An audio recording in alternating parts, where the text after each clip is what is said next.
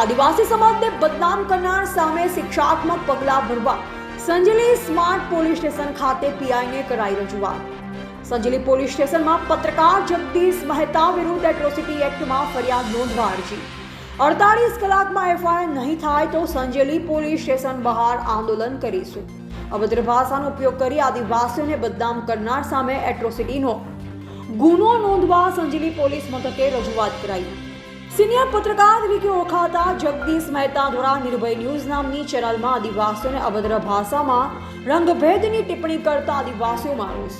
ભૂતકાળમાં પણ જગદીશ મહેતા દ્વારા દલિત સમાજ વિશે બેફામ વાણીવિલાસ કરી અને માફી માંગી હતી, પરંતુ હવે ન ચાલે। અવારનવાર સમાજને બદનામ કરનારને એટ્રોસિટીની ફરિયાદ દાખલ કરવા આદિવાસીઓ દ્વારા રજૂઆત। આ પત્રકાર વિરુદ્ધ કડકમાં કડક કાર્યવાહી કરી દાખલો બેસાડવામાં આવે તેમજ ગુનો દાખલ કરવામાં આવે।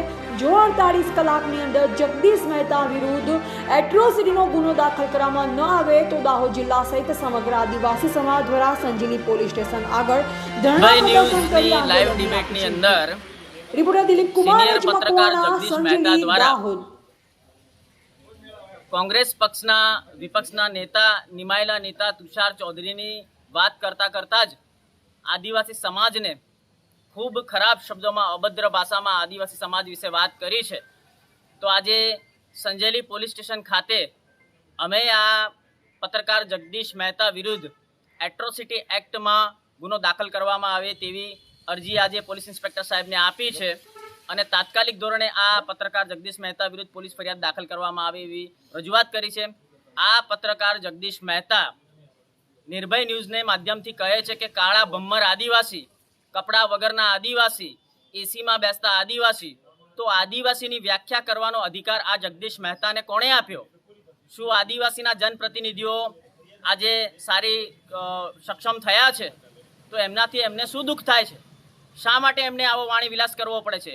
અને આ પત્રકાર જગદીશ મહેતાએ ભૂતકાળમાં પણ દલિત સમાજ વિશે પણ આવી રીતે જ ખરાબ શબ્દોમાં વાત કરી હતી અને ત્યારબાદ માફી માંગી લીધેલી। તો આ વખતે અમે આદિવાસી સમાજ દ્વારા કોઈ પણ પ્રકારની માફી ચલાવી લઈશું નહીં અને આ પત્રકાર વિરુદ્ધ કડકમાં કડક કાયદો દાખલ કરવામાં આવે, દાખલો બેસાડવામાં આવે, એના વિરુદ્ધ એટ્રોસિટી એક્ટમાં ગુનો દાખલ કરવામાં આવે એવી રજૂઆત કરી છે। જો દિન 2 એટલે કે 48 કલાકની અંદર આ પત્રકાર જગદીશ મહેતા વિરુદ્ધ ગુનો દાખલ કરવામાં નહીં આવે તો સમગ્ર દાહોદ જિલ્લાના આદિવાસી સમાજ એકત્ર થઈ અને અમે સંજેલી પોલીસ સ્ટેશનની બહાર ધરણા પ્રદર્શન કરીશું। જય સંગાડા।